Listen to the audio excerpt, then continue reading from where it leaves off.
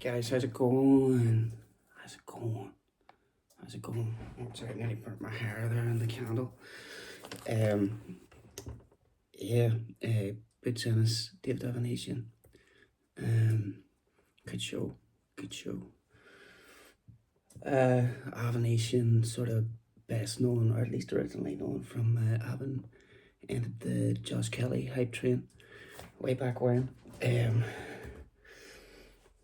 And there was a bit of talk that Conor Ben would fight him, and that didn't happen for a few different reasons that were speculated upon, by us, the general public.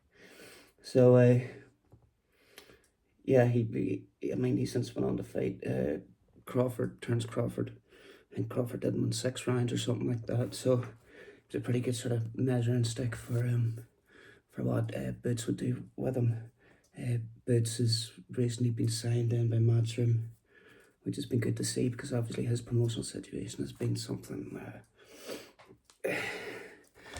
It's been dodgy for a little while. I think he had the guy his manager died or something like that. And he had a buyout of the contract, something along those lines. But he was one of those guys that obviously he's been touted a lot by people in the know, and yeah, great fighter obviously, but he wasn't getting the opportunities for one reason or another. And now Matchroom have come along and they've got him, so let's see what happens from here on out. But yes, as regards the fight, there's not too much to say. Like it was what it was. If you've seen it, you've seen it. Like there's not much more I can tell you than what you already seen. But let's see. I haven't done this in a wee while, by the way, which is why I'm just a little bit uncertain of myself and a wee bit shaky. But we'll get there, won't we? So. So you'll have to give me a minute here to gather myself. Not very professional, but this is how we do it. You know what I mean? It's quite, it's what's the word for it? Natural. You know what I mean? Conversational. Go for the conversational style here. Like Jay-Z. So yeah, Ennis came out fighting great. Obviously wanted to make a statement. Was maybe a bit too keen to begin with. Not that he was overly rushing his work, I wouldn't say, but obviously he just wanted to go out there and get the job done, and that's what he was doing. I think he caught Avanesyan with a low blow. That was maybe the second round, was it? I can't mind. Aside from that, there wasn't too much drama. Boots is a great fighter to watch, to see him on that stage, and for him to have that stage to be able to look at that hat, isn't that dodgy? Look like a wee gnome. He was fit too. It's the stage that he deserves, a fighter of his quality. So I think that was probably playing on his mind as well. The big homecoming and filling out that arena and all of this stuff. And he's not a guy that talks an awful lot. Sure, he's not. That's not something that he's particularly good at. Which is just as well he got Eddie Hearn to promote him. But no doubt he's feeling that pressure of the industry and the boxing community. Certainly in America, it's no secret as to the talent and the potential that he has. So maybe that was playing on him a wee bit, but he got the job done. I think Avanesyan failed to come out for the 6th round. He knocked him down in the 5th. It was sort of with one of those wee uppercuts come out of nowhere, and yeah, I wouldn't say a flash knockdown, but obviously he was on his way out. Avanesyan fought well, I thought.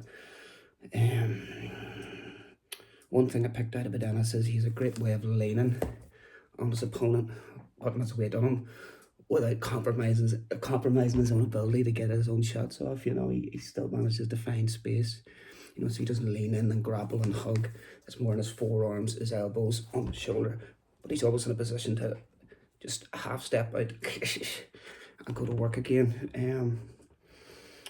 So yeah, it was good to see. It sort of plays into Eddie Hearn's story in America as well, as to what Hearn has done. Up until this point in America, he sort of came in at the start, all guns blazing.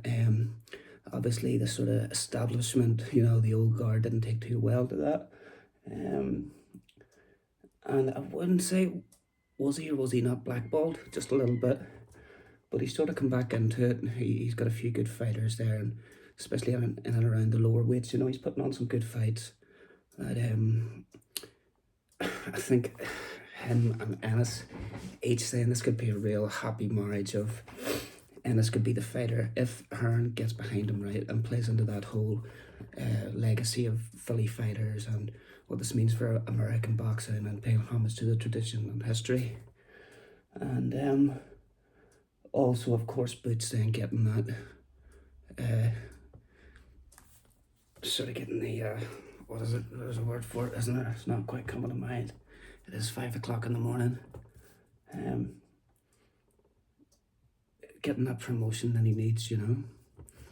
So it's good to see, but let's see what happens. I would hate to see him fall into a similar thing. What happened with Crawford, you know, when he got the belt earlier on, and then he fought opponents that were, you know, none of them were really top three. You know, he didn't have the Sean Porters and the Danny Garcias and stuff because he was on the other side of the street. So, I mean, obviously, Matchroom, they want to make fights everywhere.